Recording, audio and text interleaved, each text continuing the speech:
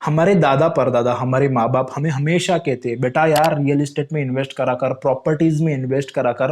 और वो कुछ गलत नहीं कहते, बिकॉज उन्होंने देखा है जो 40-50 साल पहले जो जमीन कौड़ियों के दाम में मिल रही थी, आज उसके प्राइस जो आसमान छू चुके हैं।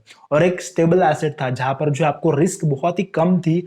और जिन लोगों ने 40-50 साल पहले रियल एस्टेट के अंदर इन्वेस्ट किया था वो जो है करोड़पति बन चुके हैं। एंड उसके बाद जो 20-30 साल पहले आता है स्टॉक मार्केट, ये पहले से रियल एस्टेट से ज्यादा थोड़ा सा रिस्की था। बट यहाँ पर हमने देखा है कि उससे भी बड़े बड़े करोड़पति बन के उभरे। एंड आज ये समय आ चुका है 2020 का, जहां पर जो स्टॉक मार्केट से भी ज्यादा रिस्की एसेट हमारे सामने है क्रिप्टो करेंसी। हम लोग जो इस बस के अंदर एंटर करने के लिए डर रहे हैं, बिकॉज आपको लगता है कि ये शायद बस का एक्सीडेंट ना हो जाए। तो मैं आपको बता देना चाहता हूँ गाइस, हमारे सामने ऐसे ऑलरेडी काफी सारे एग्जांपल है जो क्रिप्टो करेंसी के अंदर इन्वेस्टमेंट करके मिलीनियर्स एंड बिलीनियर्स बन चुके हैं। और मैं आपको ये बता देना चाहता हूँ, ये बस शुरुआत है। अभी तो बस छूटी है, अभी तो बस निकली है। इस बस के अंदर अगर आप नहीं बैठोगे तो आगे जाके आप जो रिग्रेट कर सकते हो। और अगर आप बैठ जाओगे तो आप जो फ्यूचर मिलियनर बिलियनर बन सकते हो। बट भाई मैं गलत भी जा सकता हूँ, मैं एक इंसान हूँ, बाद में कहोगे मैंने कहा था।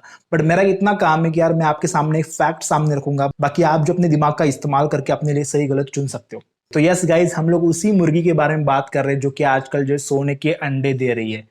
बट गाइस, जैसे हमारे रणछोड़ दास कहते कि यार मुर्गी खुद ना जाने अंडे का क्या होगा, लाइफ मिलेगी उसे या फिर तवे पे फ्राई होगा। सो यही गाइस, यही क्रिप्टो करेंसी की हालत है आजकल कुछ इंडिया के अंदर। बट मैं आपको इस वीडियो के अंदर कुछ ऐसे फैक्ट बताऊंगा, ऐसे कुछ शॉकिंग फैक्ट बताऊंगा, आपका जो दिमाग चकरा जाएगा इसे सुन के। और आपको ये डेफिनेटली मजबूर करेगा इन्वेस्ट करने के लिए क्रिप्टो करेंसी के अंदर। बाय द वे, मैं आपको पहली वार्निंग दे दूं, मैं कोई फाइनेंशियल एडवाइजर नहीं हूं, तो यार इन्वेस्ट करने से पहले आप जो अपना खुद का रिसर्च डेफिनेटली करें, ठीक है। तो चलेगा, इस वीडियो को शुरुआत करते हैं। शुरुआत करने से पहले यार एक इंटरेस्टिंग सा प्लॉट सामने रखते हैं, तभी तो इस वीडियो को मजा आएगा, इस फैक्ट्स को रिवील करने के लिए मजा आएगा।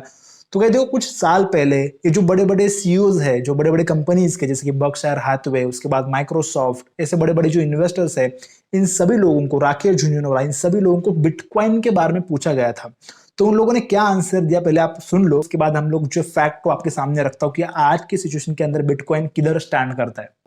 The asset itself is creating nothing. I think it's a scumball activity. Short it if there was an easy way to do it. Man, I won't buy it even for $5. तो guys, देखा आपने, जो बड़े बड़े investor है, बड़े बड़े CEO है, जिन्हें हम लोग जो आइडल मानते हैं, ये जो बिटकॉइन के बारे में क्या सोचते थे। अब गाइस, मैं आपको जो इसे कंपेयर करके दिखाऊंगा आज के सिचुएशन में बिटकॉइन कहां पर स्टैंड करता है। एंड गाइस, उससे पहले मैं आपको, ये हमेशा से मुझे लगता है ये जो वॉर है इलॉन मस्क वर्सेस बाकी सारे टॉप कंपनीज के सीईओ के बीच में हमेशा से रहा है। बिकॉज आप सभी लोगों को ये पता है कि यार इलॉन मस्क हमेशा से blockchain technology, blockchain, crypto currency के बारे में जो है काफी ज्यादा बुलिश है। इनफैक्ट उनकी कंपनी टेस्ला जो 42,000 बिटकॉइन होल्ड करती है, जो कि वर्थ है अराउंड $1.33 बिलियन के। अब गाइस देखो, मैं आपको जो बिटकॉइन का सीधा कंपैरिजन बताता हूँ कि यूएस के टॉप कंपनीज के साथ। तो गाइस, अगर हम लोग बिटकॉइन का मार्केट कैपिटलाइजेशन निकालते हैं, मार्केट कैप निकालते हैं, तो वो बनता है कुछ $900 बिलियन के आसपास। अगर हम लोग जो इसे, जो वॉरेन बफेट इसे बबल मानते हैं, स्कैम मानते हैं, उनके कंपनी के साथ अगर हम लोग जो इसे लिस्टेड कंपनी है बर्कशायर हैथवे, इनके साथ अगर कंपेयर किया जाए तो ये कहाँ पे स्टैंड करता है। तो यहाँ पर आप देख सकते हो बर्कशायर हैथवे जो कि वॉरेन बफेट की कंपनी है, उसका जो टोटल मार्केट कैपिटलाइजेशन है $670 बिलियन, और यहाँ पर वर्सेस बिटकॉइन का है $900 बिलियन। इनफैक्ट आप जो टॉप कंपनीज के साथ बिटकॉइन का कंपैरिजन देखते हो तो यहाँ पर आप देख सकते हो बिटकॉइन जो बर्कशायर हैथवे से काफी ऊपर स्टैंड करता है। एंड यहाँ पर ये जो बिटकॉइन अभी 25% अपने एक्चुअल हाई से करेक्ट कर चुका है। समझो, मान लो अपने पिछले हाई के पास फिर से चला जाता है तो ये एग्जैक्टली एप्पल के बाद में सेकंड एसेट बन जाएंगे, जो कि जो है सबसे बड़ा मार्केट कैपिटलाइजेशन के अंदर आ जाएगा। सो गाइज, आपको पता चल गया होगा कि यार बिटकॉइन इटसेल्फ कितना बड़ा एसेट है, जो कि जो है एक दिन के अंदर ऐसा कहीं पे भी नहीं जाने वाला, ऐसा डूबने नहीं वाला, ये कोई स्कैम बबल नहीं है। इनफैक्ट ऑब्वियसली हमें पता है कि इसके अंदर वोलेटिलिटी है, ये रिस्की एसेट है, बट ये जो 1-2 दिन के बाद, 1 साल के बाद यहाँ से जो गायब नहीं होने वाला है। अब गाइस, मैं आपको जो अगला फैक्ट बताता हूँ, आप सभी लोगों को पता है कि इंडियन स्टॉक मार्केट हमने देखा है कितने साल, इस साल से लोग जो इसके अंदर इन्वेस्ट कर रहे हैं, कितने साल से जो हम लोग स्टॉक मार्केट के बारे में इंडिया के अंदर सुनते आ रहे हैं। हमने देखा कितने सारे लोग करोड़पति बन चुके स्टॉक मार्केट को लेकर। एंड अभी यहाँ पर अगर आप उसे कंपेयर करो क्रिप्टो करेंसी के साथ, ही कुछ एक्सचेंज की बात करो जहां से हम लोग जो ऑफिशियली इंडिया के अंदर हम जो क्रिप्टो करेंसी बाय कर सकते थे, तो 3 साल पहले की बात है, राइट। इंडिया के अंदर एक इंडिया टुडे की न्यूज है, यहाँ पर आप देख सकते हो ऑफिशियल न्यूज है, 2019-20 के हिसाब से जो है 4 करोड़ लोग जो है इंडिया के अंदर स्टॉक मार्केट के अंदर एक्टिवली ट्रेड करते हैं। ऑब्वियसली एक्टिवली ट्रेड नहीं करते, बट 4 करोड़ लोग के अकाउंट ओपन है, demat account, okay, total. And अगर उसे कंपेयर करते हैं क्रिप्टो करेंसी अकाउंट होल्डर कितने हैं इंडिया के अंदर, वो है 10 करोड़ लोग। यहाँ पर आप देख सकते हो टाइम्स ऑफ इंडिया की न्यूज है ऑफिशियल, यहाँ पर आप देख सकते हो ये कह रहे कि अप टू 10 करोड़ ये जो यूजर्स हो सकते हैं। ऑब्वियसली ऑफिशियल डेटा किसी के पास नहीं, इसे जब रेगुलेट किया जाएगा इंडियन गवर्नमेंट के थ्रू तभी जाके जो अकाउंट होल्डर की पूरी लिस्ट यहाँ पर हमारे सामने आ सकती है, ठीक है। तो गाइज यहाँ पर आप समझ सकते हो पिछले 2-3 साल की बात है जब से हमारे पास इंडिया के अंदर एक्सचेंज आए क्रिप्टो करेंसी के अंदर, तो उसके बाद से मतलब इतना बड़ा बूम आ चुका है, इसलिए स्टॉक मार्केट के डबल हो चुका है। तो ये डेटा हमें साफ बताता है बहुत सारे लोग ऐसे हैं जो कि स्टॉक मार्केट के अंदर अकाउंट ओपन करने के बजाय क्रिप्टो करेंसी को ज्यादा प्रेफर कर रहे हैं। ऑब्वियसली गाइस क्रिप्टो करेंसी के अंदर जो कुछ लीडर कर क्रिप्टो करेंसीज ही अच्छी है, बाकी 90% 95% से भी ज्यादा क्रिप्टो करेंसीज फेक है।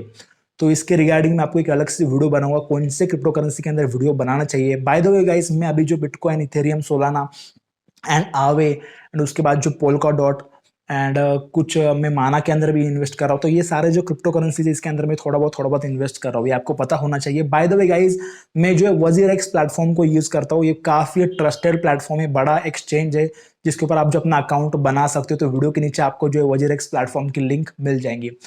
तो चलेगा इस अगले फैक्ट के बारे में जानते हैं। जैसे मैंने आपको दिखाया कि ये बड़े बड़े CEO, बड़े बड़े इन्वेस्टर क्या कहते हैं बिटकॉइन के बारे में, कंप्लीटली इन्हें अच्छा नहीं लगता बिटकॉइन।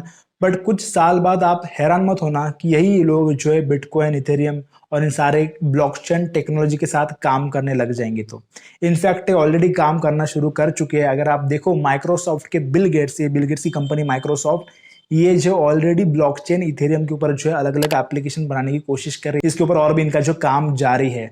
सो गाइस, अभी आप कहोगे यार ये सारे लोग इतना बिटकॉइन को हेट करते थे, फिर ये इथेरियम के साथ कैसे काम कर रहे हैं? इथेरियम भी एक क्रिप्टो करेंसी है। तो भाई मैं आपको बता देना चाहता हूँ, इथेरियम और बिटकॉइन के अंदर एक छोटा सा डिफरेंस है। जब ये बिटकॉइन निकला था उसके बाद जो इथेरियम के CEO को लगा कि यार ये बिटकॉइन जिस तरीके से काम करता है ना, ये सही नहीं है, इसके अंदर जो थोड़ा बहुत इंप्रोवाइज करना जरूरी है। तो जो इथेरियम के CEO है, बेसिकली देखो बिटकॉइन एक एसेट की तरह यानी कि एक गोल्ड की तरह काम करता है, बिकॉज इसको जो लिमिटेड सप्लाई इसका 21 मिलियन समथिंग बिटकॉइन दुनिया के अंदर है, उसके साथ ज्यादा जो आप माइन नहीं कर सकते हो, ठीक है। तो यहाँ पर एक जो गोल्ड की तरह है, एक एसेट की तरह है जो कि बढ़ता चला जाएगा। बट इथेरियम बेसिकली एक प्रोग्रामिंग लैंग्वेज की तरह काम करता है, एक प्लेटफॉर्म की तरह काम कर सकता है, जिसे यूज कर आप जो ब्लॉकचेन टेक्नोलॉजी को यूज कर आप जो डिसेंट्रलाइज एप्लीकेशन बना सकते हो, जो कि मुझे लगता है फ्यूचर में से काफी सारे एप्लीकेशन आएंगे जो कि डिसेंट्रलाइज रहेंगे। आप गाइस इसका मतलब क्या है? बिकॉज लोगों को अभी ये पसंद नहीं आ रहा है कि कोई सेंट्रल बॉडी हमें जो है कवर करे, जैसे कि फेसबुक, माइक्रोसॉफ्ट, इन सभी लोगों के पास हमारा डेटा होता है। हम लोग जो फेसबुक के ऊपर फोटोज अपलोड करते हैं तो माइक्रोसॉफ्ट का जो CEO इसे हैंडल कर सकता है, बिकॉज वो कंपनी का ओनर है। बट गाइस इसके अगेंस्ट जो है डिसेंट्रलाइज प्लेटफॉर्म है, इसके अंदर क्या होता है बेसिकली यहाँ पर जो इथेरियम को यूज कर जो एक स्मार्ट कॉन्ट्रैक्ट की तरह एक कंडीशंस डाल के जो यहाँ पर एक कंपनी बना सकते हैं जिसके ऊपर किसी का भी होल्ड नहीं रहेगा, इसे ही कहते हैं डिसेंट्रलाइज प्लेटफॉर्म। तो यहाँ पर एक कॉन्ट्रैक्ट, स्मार्ट कॉन्ट्रैक्ट कहते हैं, बेसिकली एक प्रोग्राम होता है, पीस ऑफ कोड होता है जहां पर कंडीशन डाली जाती है, इस प्रोग्राम को फॉर्म किया जाता है, इस कंपनी को बनाया जाता है। सो गाइस देखो ऑलरेडी रियल टाइम बहुत सारी कंपनीज अभी बन चुके हैं इस ब्लॉकचेन टेक्नोलॉजी को यूज करके, और ये जो चल भी रही है। तो बेसिकली एक जो है फ्लाइट डिले इंश्योरेंस कंपनी बन चुके हैं इथेरियम प्लेटफॉर्म को यूज करके। अब गाइस ये कैसे काम करता है? मान के चलो आपने जो एक फ्लाइट बुक की है मुंबई से लेकर दिल्ली तक, ठीक है। अब यहाँ पर क्या होता है कि आपने जो उसका इंश्योरेंस करवा के लिया है, फ्लाइट डिले का इंश्योरेंस करवा के लिया है, इसका मतलब क्या है? किसी एक सेंट्रल कंपनीज के, हम लोग डिसेंट्रलाइज कंपनी के बारे में बाद में बात करेंगे कैसे वर्क करता है। समझो मान लो आपने जो फ्लाइट डिले का इंश्योरेंस करवा के लिया है, समझो मान लो आपकी फ्लाइट डिले होती है, जितना भी डिले होगा, जितना ज्यादा डिले होगा उतना आपको जो कंपनसेशन मिलेगा, फंड बैक मिलेगा, ठीक है। अब समझो मान लो आपकी फ्लाइट 1 घंटे से लेट होती है, तो आप अगर आप जाओगे इनके पास पैसे मांगने, तो यहाँ पर इनके जो स्टाफ कह सकता है कि यार हमारे कंडीशन के अंदर नहीं बैठता है, 20 मिनट तो लेट हुआ है, उतना क्या है, थोड़ा एडजस्ट करवा लो वगैरह वगैरह। बट यहाँ पर अगर हम बात करते हैं डिसेंट्रलाइज सिस्टम की, तो यहाँ पर ऑलरेडी एक कंपनी इसके अंदर काम कर चुकी है। यहाँ पर आप जो जाके इंश्योरेंस ले सकते हो इस कंपनी के साथ। अब ये कैसे काम कर रहा है? इसके अंदर ऑलरेडी सारे कंडीशन डाल चुके हैं। अब गाइस यहाँ पर आप समझ के चलो आपने फ्लाइट बुक की, अभी आपके जो फ्लाइट है 7:50 के ऊपर आपकी फ्लाइट है, ठीक है। अभी यहाँ पर एक कंडीशन डाल चुकी है कि आपकी फ्लाइट कितने बजे थी और कितने बजे आपकी फ्लाइट ने जो उड़ान भरी। तो बेसिकली इसके बीच में जो भी डिफरेंस होगा वो समझो मान लो 40 मिनट का डिफरेंस हो सकता है। तो 40 मिनट के हिसाब से जो उस प्रोग्राम के अंदर, उस कॉन्ट्रैक्ट के अंदर जितना भी अमाउंट होगा वो आपको ऑटोमेटिकली रिफंड किया जाएगा। यहाँ पर आप देख सकते हो इस वेबसाइट को, यहाँ पर आपको जो फ्लाइट नंबर सारी चीजें डालनी है, वॉलेट को कनेक्ट करना है। जैसे ही आपका जो फ्लाइट डिले हो जाती है ऑटोमेटिकली आपको कुछ भी करने की जरूरत नहीं, आपको जो ऑटोमेटिकली आपका फंड जो है बैक आ जाएगा। यहाँ पर जो कंपनसेशन आपको जो मिल जाएगा।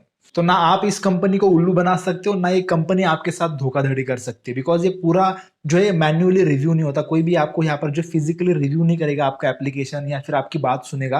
ये पूरा सिस्टम ड्रिवन होता है, पूरा ये प्रोग्राम पे चलता है। ये ऑटोमेटिकली वहां से डेटा फेच कर लेगा, जहां से फ्लाइट ने उड़ान भरी उनकी कंपनी से पूरा डेटा फेच कर लेगा, एक्चुअल डेटा। वहां से कोई भी मिसमैच या फिर कुछ भी मिसअंडरस्टैंडिंग नहीं हो सकती। तो एक कंप्लीटली डिसेंट्रलाइज प्लेटफॉर्म होता है। यहाँ पर जो कोई भी एक अपने मर्जी से नहीं चला सकता है। ऑब्वियसली इसकी एक बॉडी होती है, ऑटोनोमस बॉडी होती है, जो कि वोटिंग करके अपने हिसाब से इसके अंदर जो चेंजेस करवा सकते हैं इस कॉन्ट्रैक्ट के अंदर, अगर फ्यूचर में इसे जो अपग्रेड करना है तो। बट कोई भी अलग एक सिंगल पर्सन इसे जो मैनिपुलेट नहीं कर सकता है। तो फ्यूचर में आपको जो बहुत सारी ऐसी जो डिसेंट्रलाइज कंपनीज वगैरह देखने मिल सकती है। तो ये ब्लॉकचेन टेक्नोलॉजी आगे जाके काफी अच्छा काम करेंगी। अब आप में एक मन में एक सवाल होगा, चलो यार ब्लॉकचेन टेक्नोलॉजी तो सही बात है, तो ब्लॉकचेन टेक्नोलॉजी अगर आगे बढ़ेगी तो इथेरियम, बिटकॉइन, इनके प्राइस कैसे बढ़ेंगे, ये हमारे किस काम के? तो यहाँ पर आप समझो, देखो इथेरियम को यूज करके, इथेरियम के प्लेटफॉर्म के अंदर ये जो है एप्लीकेशन बनाए जा रहे हैं। इस प्लेटफॉर्म को यूज करके, इथेरियम को प्रोग्रामिंग लैंग्वेज को यूज करके जो एप्लीकेशन बनाए जा रहे हैं। तो जितने ज्यादा एप्लीकेशन होंगे उतने ही ज्यादा इथेरियम की प्राइस बढ़ेंगी। टेक्निकल टर्म में बेसिकली जैसे कि ब्रेव ब्राउजर जितना ज्यादा यूज होगा उतने ही ज्यादा उसकी जो बैड टोकन की जो एक्सचेंज होगा, उतने ही ज्यादा उसका जो ट्रांजैक्शन बढ़ेगा और उसका जो सप्लाई और डिमांड बढ़ता चला जाएगा। उसी के हिसाब से जो बैड टोकन की प्राइस भी बढ़ती चली जाएगी। तो इसी तरीके से जो काम करते हैं तो बेसिक तो guys Ethereum, Solana, polka dot, आवे, कुछ जो है क्रिप्टो करेंसीज है, माना, जो कि मुझे लगता है आगे जाके अच्छा काम कर सकती है, जिसके अंदर आप जो ऑब्वियसली अपना रिसर्च करके थोड़ा बहुत इन्वेस्ट करो, जो कि आपको आगे जाके फ्यूचर में काफी अच्छे रिटर्न दे सकता है। तो चलिए गाइस, अगर आपको ये वीडियो अच्छा लगा तो इस वीडियो को लाइक कर दो, हमारे चैनल को सब्सक्राइब कर दो ऐसे बहुत सारे वीडियोस के लिए। तब तक के लिए #dropout engineer।